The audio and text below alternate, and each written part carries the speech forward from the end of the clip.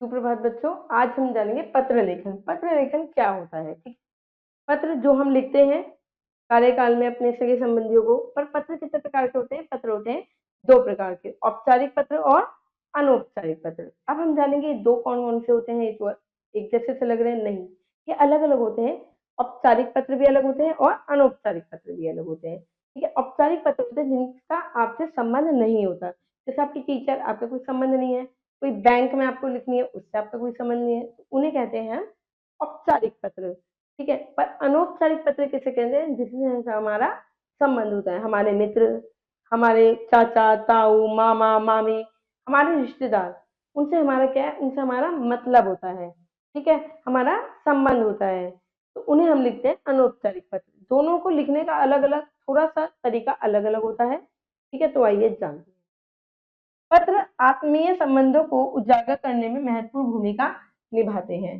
पत्र जिस अपनेपन की अभिव्यक्ति कराते हैं वह अन्य कोई साधन नहीं करा सकता। पत्रों को हम संजो कर भी रख सकते हैं। जो पत्र होते हैं उन्हें हम अपने भाव लिख सकते हैं, दूसरा पढ़ के समझ सकता है और उन्हें हम अच्छे से संभाल के रख भी सकते हैं।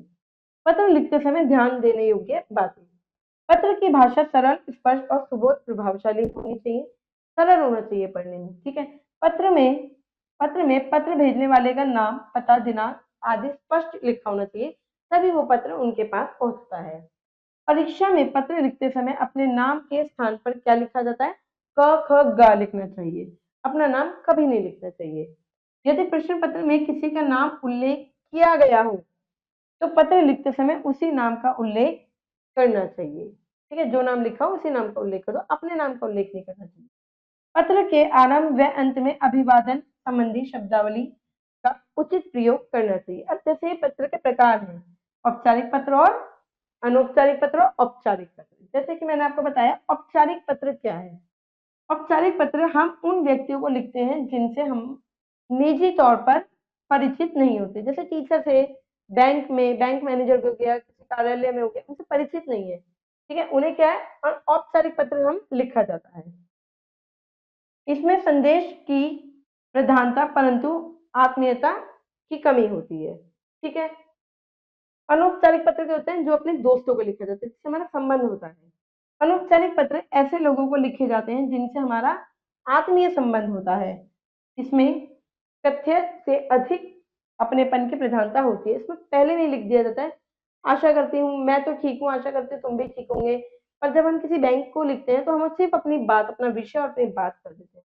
ठीक है, विद्यालय के प्रधानाचार्य, अधिकारियों, समाचार पत्रों के संपादक, पुस्तक विक्रेता, व्यापार, नौकरी आदि के लिए लिखे गए पत्र औपचारिक पत्र कहलाते हैं। ठीक है, माता पिता, भाई बहन, दादी दादा, मित्र, सखी, इन सबको कौन सा होता है? अनौपचारिक पत्र। ठीक है, पत्र के प्रमुख अंग होते हैं जैसे कि बाईं ओर लिखे भेजने वाले का नाम और दिनांक।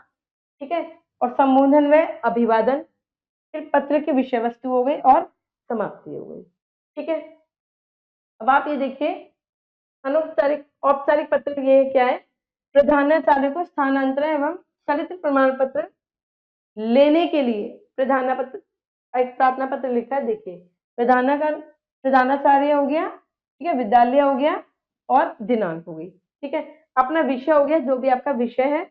उसके बाद आपने महोदय करके सविनय निवेदन यह है कि मैं आपके विद्यालय में कक्षा 8वीं ए का छात्र हूँ। मेरे पिताजी केंद्रीय सेवा के अधिकारी हैं। उनका स्थानांतरण कानपुर हो गया है। ठीक है, पोस्टिंग हो गई है, अतः मुझे भी यह विद्यालय छोड़ना पड़ेगा। एक पोस्टिंग हो गई, तथा कानपुर के किसी विद्यालय में प्रवेश लेना पड़ेगा। आपसे प्रार्थना है कि मुझे स्थानांतरण प्रमाण पत्र तथा चरित्र प्रमाण पत्र प्रदान करने की कृपा करें।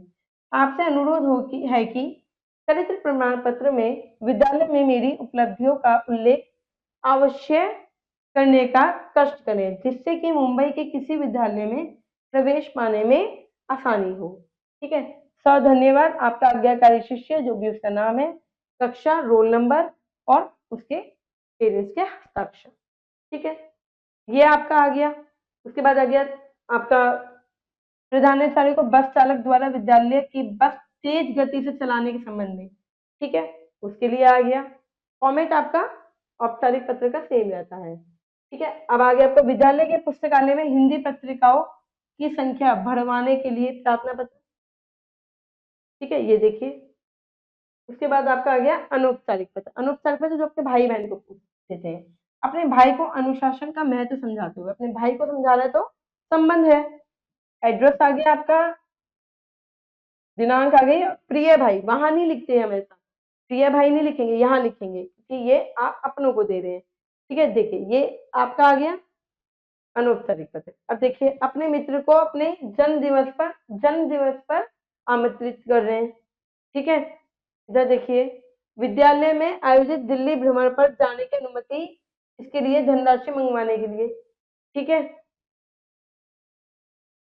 ये कुछ अभ्यास है, ये आपको खुद से करने हैं। आशा करती हूँ आपको पत्र औपचारिक और अनौपचारिक पत्र बहुत अच्छे से समझ में आए होंगे। अब मैं मिलूंगी आपसे अगली कक्षा में, जब तक के लिए खुश रहिए, अपना ध्यान रखिए। धन्यवाद।